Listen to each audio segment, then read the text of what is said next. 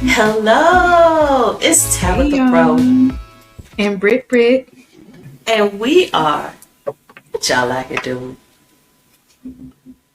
This is going to be our Mother's Day edition.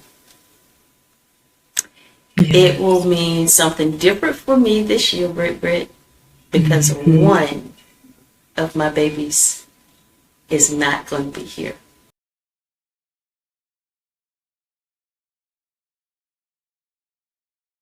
Right. She is gone on to glory. I miss her. So, yes. But hey, she's in a much better place right now. Every time I think, I was thinking about today on my motorcycle riding home, I was like, I almost got a little bit sad, and I was like, nope. So the scripture. Yes. Jesus. It will be from Proverbs 31:26 NLT, and that's New Living Translation. Okay. When she speaks, her words are wise, and she gives instructions with kindness. You didn't think I was going to drop that one on you today, did you? Did not know it was in there, honey. All them words in the Bible. Speaking to the mother. We think about our moms, we think about strength. Sometimes we think about a little crazy. Nurturing. And somebody who can take leftovers and force you to eat them all week long. If she, and sometimes they'll remix it for you. So you can eat it all week long. Gotta love mama. Girl, let me tell you something. I was good for putting those things in the freezer. You think it's gone? It's not. She coming back again. Right. Remember them greens we didn't finish tonight? It's in the soup. Right. Green soup. For sure. Mama make it work now. That is one of the things we want to talk about.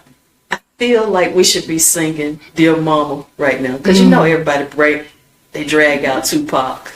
Bless Tupac. Dear Mama. Yes. Every year. That's like the lowest Mother's Day. On B103, 104.1, 107.9, even the stations you don't think they should be playing. Sir, this don't go on jazz. This don't go on soul and R&B. But that's the black Christian song. Radio station. Even on the Latino stations, they might be playing it. Everybody just stop. Pac Tupac is the universal Mother's Day song. Is. They put it in the card and everything. You open the card and it starts singing Dear Mama. Yeah, baby. Shit took over. Bless his heart. What does it look like? You want to start, Britt? Let's see what you got to say. Sure. So to me, motherhood is, oh my goodness, a colorful position to have. I don't think it's the one position a woman has. I think we have many positions and titles, but motherhood, from what I've seen and witnessed from my mom, my grandmother, my friends, who have children, what I register with is seeing about them children, seeing about their household, seeing about, and not taking away from the father at all, but the mothers I know gonna make it work, gonna make it click and get it together. So that's what I've looked forward to when I do become a mom. And even having my little god babies and stuff, is just making sure they okay. Mama bear times 10, So when I think of motherhood, that's what I think of. And it doesn't always have to be your blood mother, but just someone who gonna see about you, you know what I'm saying, and direct you, in the ways that you should go wisely. So yes, that's what motherhood means to me. We were talking the other day, and we were laughing about after the last recording, the Hot Girl Summer, and I was like, yeah, I think my Hot Girl Summer stopped after they gave me the baby. I had done enough hot girling. What? At a tender age. or 16 years old. No, ma'am. This you right here, Mom. Go get them slippers out. But I immediately, and I hope this happens for most people, which it seems like it's not happening to a lot of enough, is that when they give you that child has no instruction manual. Every child is different. Yes. You don't know what they're going to be like, whether they're going to be quiet or boisterous or whatever it is that they're going to be. For you to try to make yourself see the world through their eyes to be a little bit different. When in my age, when I was growing up, your parents are looking at you through their eyes and they know what they want you to become. Sure. And your dreams don't mean nothing. Not a thing. Not nothing. Not a being. So as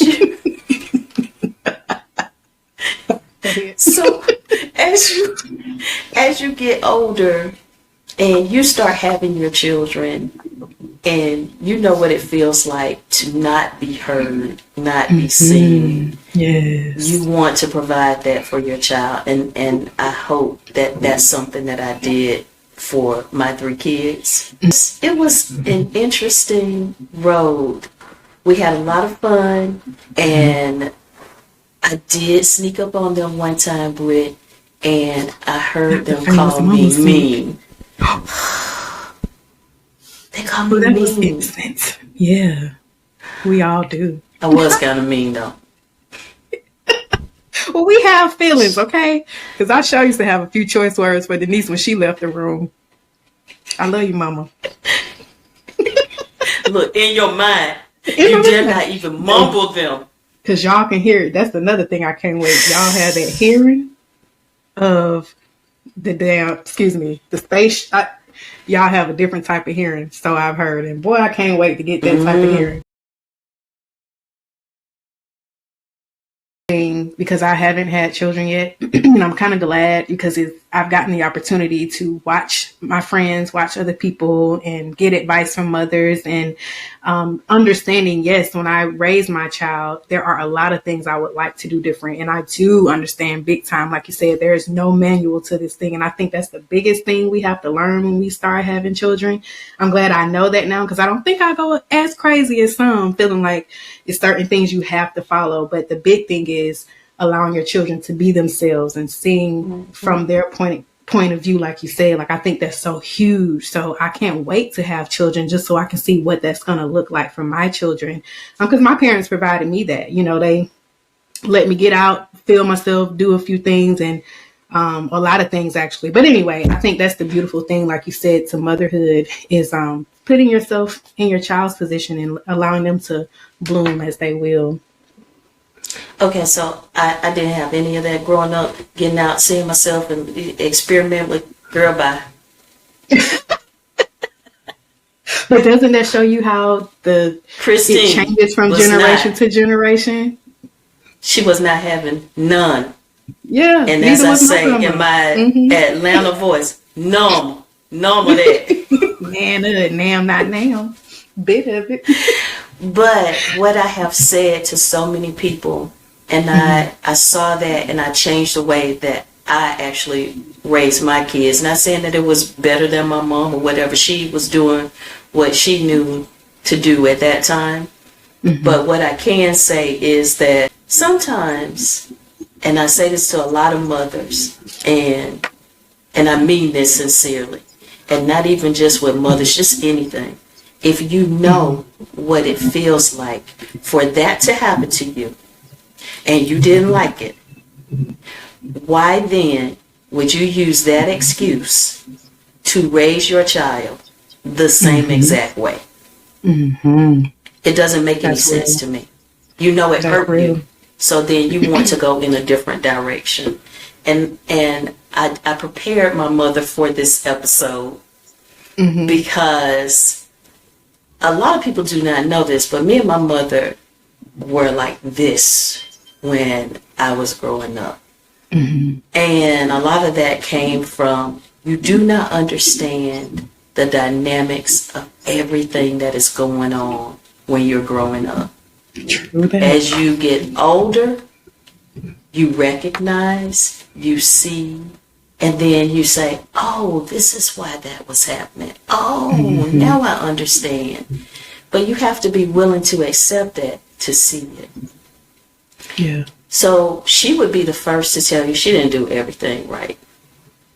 But one thing that happened in our life, and my mom forgets a lot of stuff, but one thing that happened in our life is,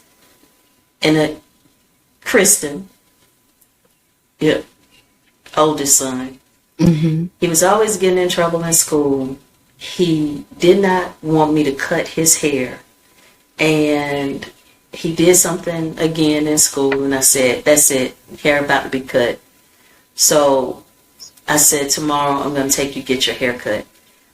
I did not know he went and called my mom and asked her to beg me not to cut his fro, because that fro, it was beautiful. He had put some work So my into mom that called fro. me. What? He did. It was so nice. I hated to cut it. I really did hate to cut it. And she said, Kristen called me and he doesn't want you to cut his fro. And I was like, I'm sorry, but I'm going to have to cut the fro. Because he has to learn at this point, there are consequences for your actions. I can't keep saying I'm going to cut your fro, and I never cut it. So I don't want to cut it either, but it's going to have to be done. Had this conversation, it went on, and she said, you know what, you are a really good mom.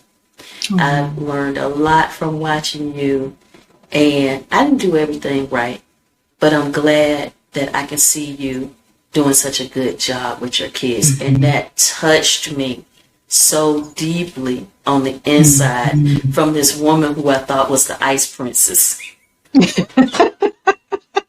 I'm not laughing, Mom. Not the ice princess. Hey, they call me the ice princess too. I Look, wore that respect wrong. to the ice queen. Yeah. Yeah. You did right. And just like I did, when they grew up, they realized, oh, okay, yeah, okay, I understand what was going on. Sure. Yes, I see. Yeah. So, yeah, I think that most people need to recognize that. Is that if you had this done to you, then why would you repeat that behavior? Try to do something different with your kids. Break the cycle early. Break the cycle Yes. early. Yes. What are your thoughts on motherhood and sacrifice? I think a lot of women, again, like myself, who haven't had children, we don't yet know what that could look like or what it should look like, as far as, is it everything gonna have to be a sacrifice once you become a mom? You know, I'm still gonna, of course, keep pieces of me for me, but where do you give and take with that sacrifice piece? I think especially when it's your first child, you want to do everything and give them everything. So you do a lot of sacrifice and you neglect everything about yourself. One of my stories that I love to tell is kids are excited when they're growing up and when they're young. They like to talk to you. Like, you spend all your time saying, I wonder what they're thinking. I can't wait until they start talking. And then, boy, once they start talking, you're like, I wish they would shut up. No, Please be quiet. Yes. And you can love them. I'm talking about you can love them with everything inside of you, but you just go over there and just sit down. Yeah. So I remember this time, and Kristen, I call Kristen Man. We had just come from my ex-mother-in-law's house, and like Christy was riding high.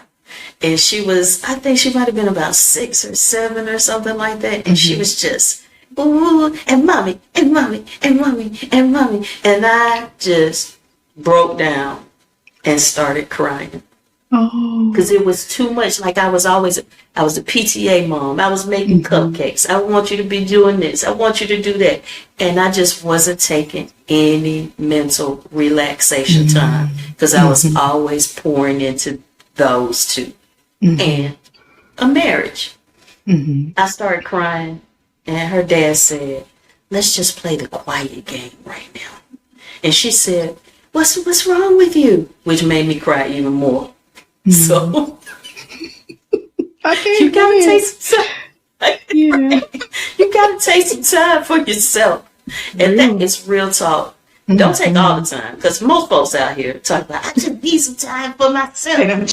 You ain't doing nothing for the kids. You always say you're doing stuff for yourself. So check. There is a checks and balances. Yes. Yes. Yeah. Come on, make some of these PTA means. You ain't doing nothing. You can leave the club alone for Tuesday. Stop it. Yeah. Real talk. We are ready for our what y'all out here doing funny moment. Yes. And in the culture of Mother's Day in Atlanta, we love our Atlanta women and our Atlanta mamas and grandmas. Mom, go on and lay it on them. A typical Atlanta mama moment. Let me tell you something. Kids don't go out to play like they used to. They don't spend all their time outside. Me and my friends talk about to this day, you could go back to the house and the door would be locked because they was like, stay out there, play. You play all day long. You summer everywhere, riding bikes, everything. Universal. That street light came on. It started flickering. That thing started flickering like that. A few bugs going around it. You see children running. You know that light about to come on. Oh, and the worst time is summertime when it's still light outside and that light come on. You better be on that porch. I know that. Yeah, with that. Get on the porch first and then ask, can you go back out in the front yard and play? But you got to be on that porch first. That's the responsible thing to do. Get there on time. And my grandma would be done rolled up them streets with the bikes and the different little big wheels and stuff we had, and all we hear is, Britt, Steve, Ashley, y'all bring them wheels in. Wheels? Wait a minute. Boy, they used to laugh at us when our grandma, she say, bring them wheels, but you bet we got down to that house with them wheels.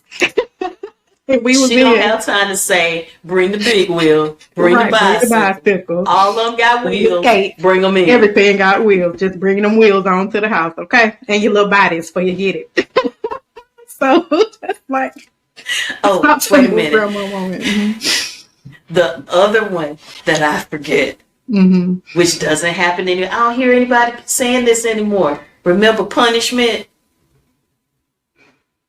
It don't went out. You can't even punish in the house anymore. Let me tell you something. I'd rather take the whooping back when I was little than for my mama to say, you want punishment? And she would give you a time like you were in prison. I was just going to say it feel like a prison sentence. You on punishment for 2 weeks. You sit by your window. You hear everybody playing. Oh my God. And she didn't bar none. Ring the doorbell. Ding dong. Can Tab come outside? Tab on punishment. She loved it. She had a good moment. She was excited to say it. That little help on punishment. And no, she can't come out. You can't come out either. She be done put the other child on punishment. Yes.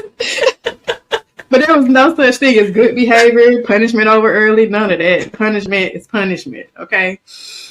Lord bless the black Don't even use those terms anymore. Good mama terms. Porch, street light, and punishment. Yeah. Bring them back, I say, Britt. Bring them back, the wheels. And you're going to get it when I get home. That pre-whipping, that pre-psychology. The worst. I probably cried harder and never got the whipping than I did when I actually got whippings. Because she done told me ahead of time. So that's it.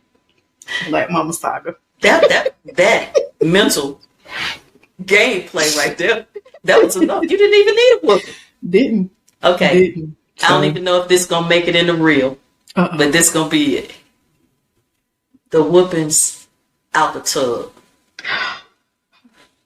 Well, I believe somebody I need to be filing charges still. I'm still traumatized by it. They gonna hit it with the what's the thing where it's been too long? Statute of limitation. Oh, yeah, statute of limitations. Yeah. You be done thought she forgot about it because she done talked to you on the way home. She done got home, cooked, got your little brother together. You getting out the tub. Thought you was clear. Putting on your pajamas, think you finna go to bed. No, ma'am. They was the worst, man. These women were brutal. Only a sadistic mind would wait until you got all bathed up. Bathed. Good and clean. Dry yourself out.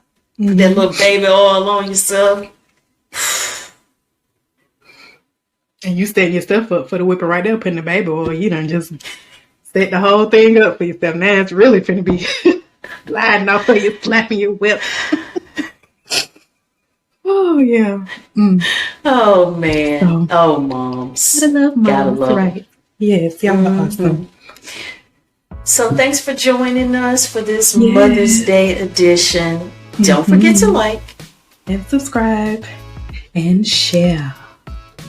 Share it. Tell other people about us. Yes. We'll see you guys next time on What Y'all Out Here Doing. What are you doing? Bye. Bye, y'all.